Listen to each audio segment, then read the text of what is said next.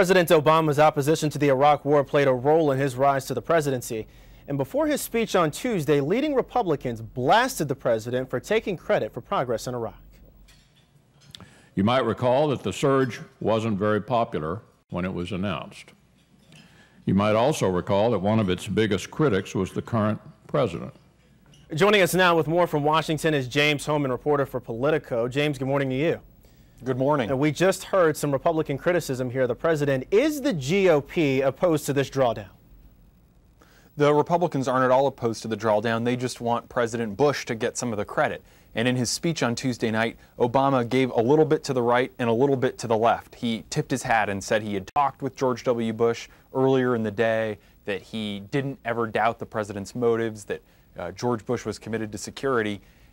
But then he didn't quite go so far as to give him credit for the success of the surge. And then at the same time, on the left, he talked about how $1 trillion has been spent over the last decade, how 4,400 troops have died, and he said that the withdrawal from Afghanistan will begin, to be clear, in July 2011.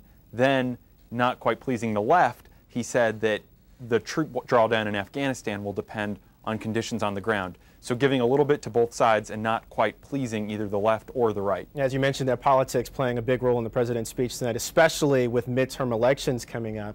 What are you hearing right now on Capitol Hill?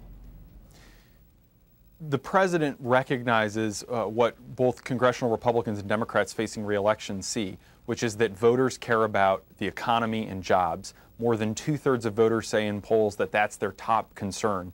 Consistently, Iraq has fallen lower and lower on voters' lists of concerns. And that's why a major part of the president's speech focused on now turning the page and saying that his, quote, top priority would be the home front, looking within, creating jobs, growing the economy, and, as he said, rebuilding America. And when it came to Iraq, the president made clear last night this is not the last time that we'll hear about the country. How much of an issue is this going to be when it comes time for elections? Iraq won't be a huge issue. The president wants to get some credit because he is coming through on a 2008 campaign promise. He is looking like a wartime president, but President Obama is determined not to be defined by Iraq and Afghanistan. Come November, voters will be very focused on the economy and whether or not it's creating jobs. We talked about the economy twice so far. The president used last night's speech to address that big concern for many Americans. James, I want you to take a listen to this. Our most urgent task is to restore our economy and put the millions of Americans who've lost their jobs back to work. To strengthen our middle class, we must give all our children the education they deserve and all our workers the skills that they need to compete in a global economy. We must jumpstart industries that create jobs and end our dependence on foreign oil. So we have two wars. Last night, the proclamation of the near end of one of them, and still the economy took center stage.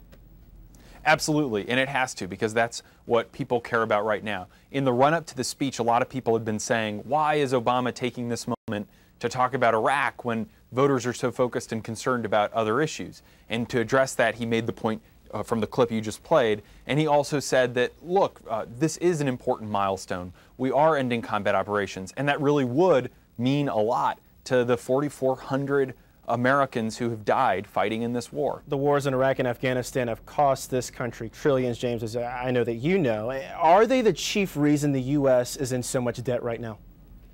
It's a mix of factors. It was pretty tenacious for Obama to stand and say that one of the reasons for the deficit is the $1 trillion that's been spent on the war. That's part of an effort to link the problems at home with some of the problems abroad. And some Republicans definitely see that as sort of a shot at the Bush administration when they think that they should be getting credit for putting America back on the right course to successfully sort of end combat operations there. Great insight for us this morning. James Hohmann from Politico. Appreciate you joining us this morning, James. Take care. Happy to.